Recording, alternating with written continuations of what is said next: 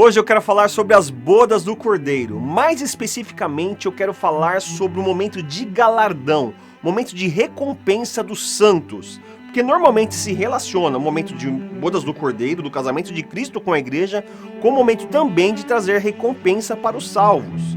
Então eu quero falar sobre a recompensa para os salvos. E sobre isso, você vai saber quando que vai acontecer o momento dos galardões. E quem vai participar desse momento de galardão?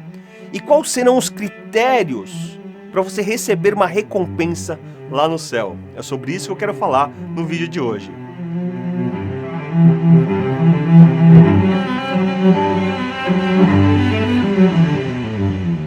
A primeira pergunta é: quando será que vai acontecer o momento de galardões? Qual é o momento? Em que momento da história, da escatologia, diz que vai acontecer os galardões?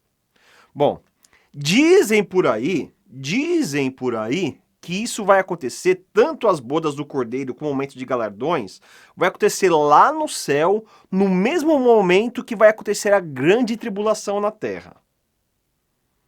É isso que dizem. Lá no céu, enquanto acontece a grande tribulação aqui na terra.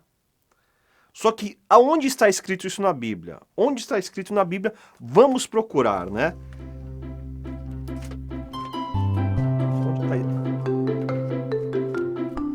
Onde está escrito isso na Bíblia?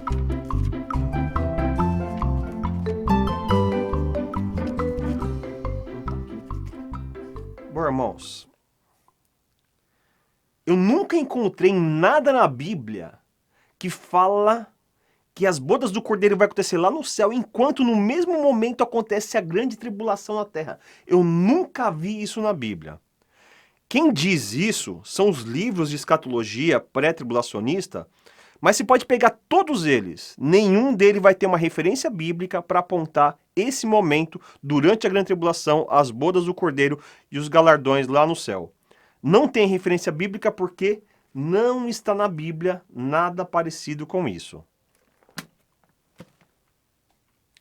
E como sempre aqui no canal, vamos ler os textos bíblicos para saber o que a Bíblia diz a respeito desse assunto, que no caso é sobre a recompensa, sobre os galardões para os seus salvos. Então vamos ler em Isaías 40, no verso 10, que diz assim, ó: o soberano, o Senhor vem com poder. Então estamos falando de uma vinda do Senhor poderosa. Não é uma vinda secreta, escondida, sorrateira, que ninguém vai ver, leva todo mundo embora e ninguém sabe. Não, estamos falando de uma vinda gloriosa, uma vinda com poder. Olha só, o soberano, o Senhor, vem com poder, com seu braço forte ele governa. Então é o momento que ele vai trazer governo. Nós sabemos que o momento do governo de Cristo é depois da grande tribulação, que ele vai implantar o seu governo milenial na terra. E continuando o verso, a sua recompensa com ele está e o seu galardão o acompanha. Então é numa volta com poder. Para ele trazer governo, aí sim que ele vai trazer recompensa e galardão. O soberano, o Senhor vem com poder, com seu braço forte, ele governa. A sua recompensa com ele está e seu galardão o acompanha. E outro texto para confirmar, Isaías 62, no verso 11, diz assim: o Senhor proclamou aos confins da terra, para toda a terra, ele está proclamando: diga a cidade de Sião, e Sião é referência de Jerusalém. Para quem diz que o arrebatamento vai ser só para a igreja e os judeus vão ficar, daí já fica complicado esse verso para eles, hein? Porque diga a cidade de Sião, então tem uma referência de Israel, de Jerusalém. Olha só, digam a Sião, veja, é uma volta visível, veja, o seu Salvador vem, veja. Duas vezes, veja.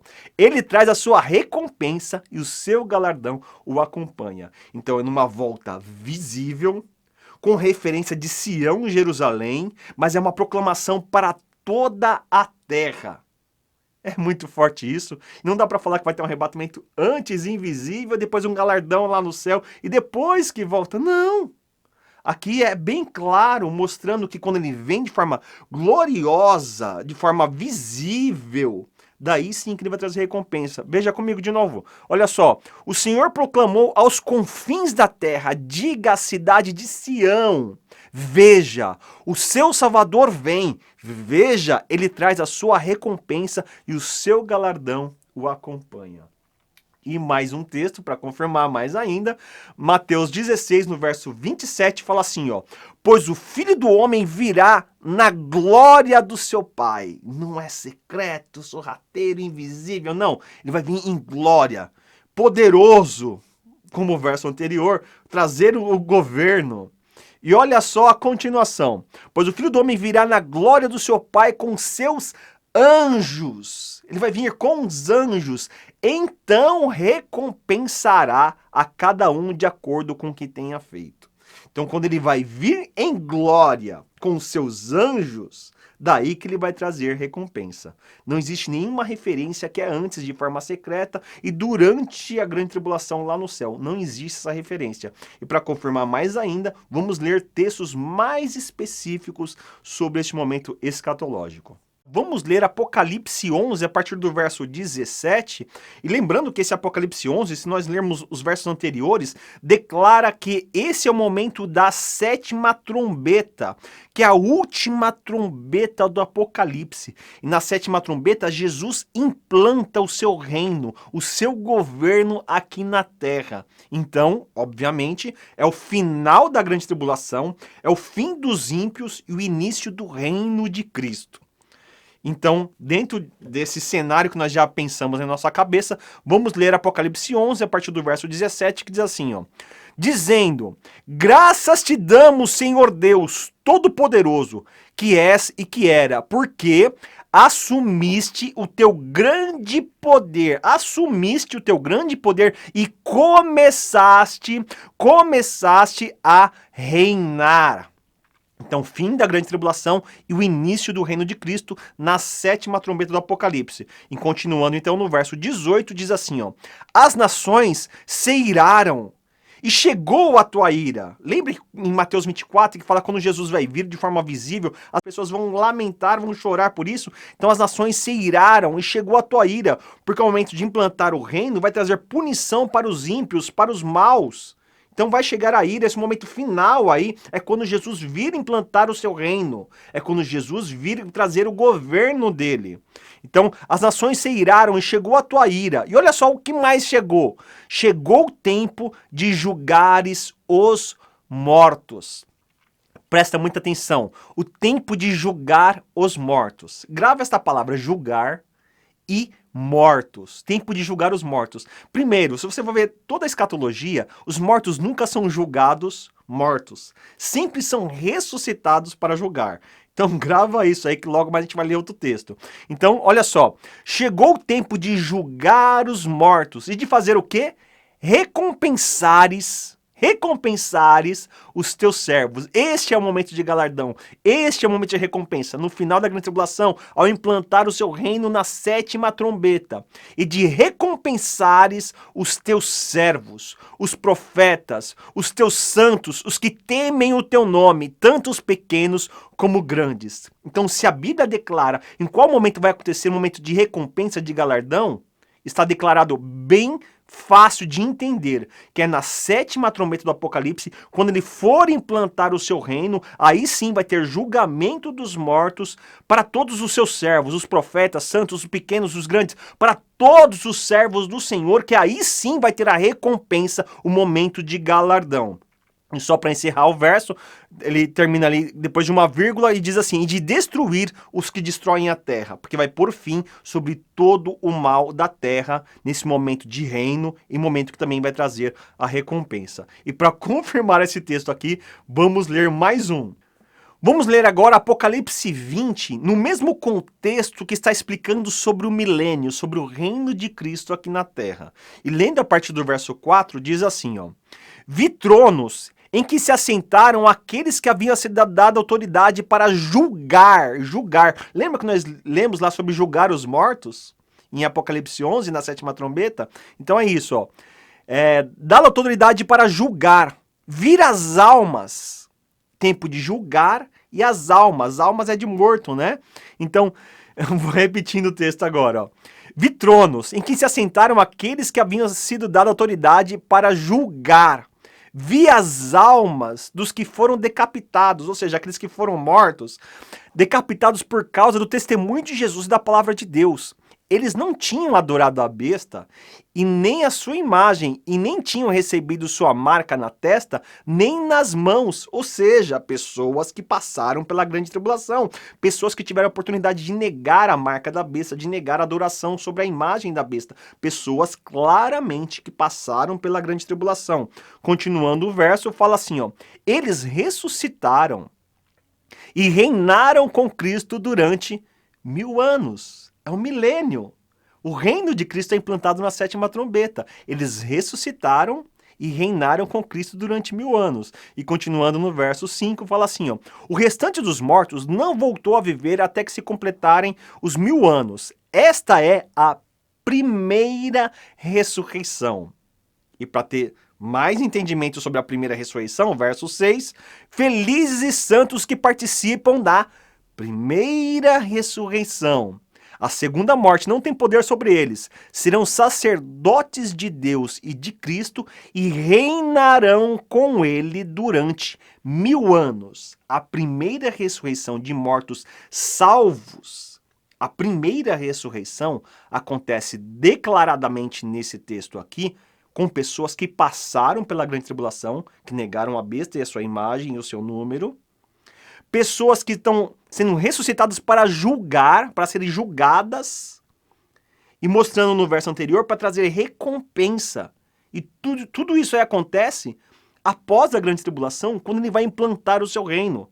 Tanto esse texto como todos os outros que nós lemos confirma isso. Uma volta gloriosa, visível, poderosa, com anjos. As pessoas vão ser ressuscitadas para serem julgadas, e isso acontece na sétima trombeta, quando ele implanta o seu reino aqui na terra.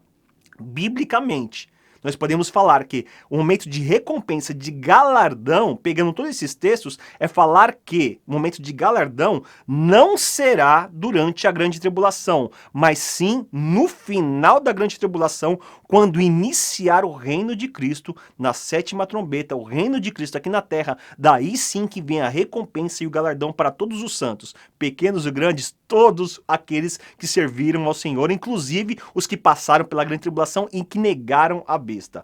Esta é a conclusão bíblica, com textos bíblicos.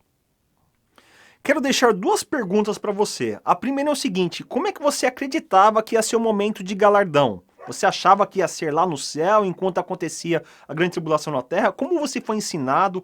Como você acredita ou acreditava? Me explica um pouquinho aí nos comentários aqui do vídeo, aqui do YouTube. Outra pergunta que eu quero fazer é que a respeito do galardão, das suas ações, qual ação você acha que você vai ter recompensa lá no céu? Que tipo de ação da sua vida? Não estou falando dos outros, não. Você. O que você acha que você faz que é bom e que realmente merece uma recompensa lá no céu? Responde para mim aí nos comentários desse vídeo. Quem vai participar das bodas do Cordeiro desse momento de galardão e de recompensa? Nós já lemos no verso anterior, lá em Apocalipse 11, no verso 18, que fala que esse momento de recompensa é para todos os santos, os profetas, aqueles que servem ao Senhor, tanto os pequenos quanto os grandes. São para aqueles que são crentes em Jesus, aqueles que são salvos, para eles que são a recompensa. E eu vou ler um outro texto aqui, só para confirmar isso. Está escrito em 2 Coríntios, no capítulo 5, no verso 10, diz assim, ó: pois todos nós devemos comparecer perante o tribunal de Cristo. Ele não traz nenhuma restrição. Não, vai ser só a igreja. Ou então depois vai ter outro para os judeus. Ele não faz... Se existe gente que faz isso, está indo contra a Bíblia. Então vou ler novamente, ó. Inclusive no Apocalipse 11 fala que são todos os profetas, todos os santos. Coloca ali todos num pacote só em relação a salvos, independente de qual a sua nação e de qual tempo. Então, continuando e confirmando isso, olha só, eu vou ler de novo. Ó. Pois todos nós devemos comparecer perante o tribunal de Cristo. Deixa bem claro que é todos nós. Para que cada um receba de acordo com as obras praticadas por meio do corpo, quer sejam boas, quer sejam más. Então vai ser julgado para a recompensa aquilo que você fez em vida. Por isso que fala por meio do corpo. Por aquilo que você faz em ação, não adianta você só pensar o bem. Ah, eu penso tantas coisas boas. Ah, eu sou tão amoroso nos meus pensamentos, no meu coração. Isso não adianta nada, tá, irmão?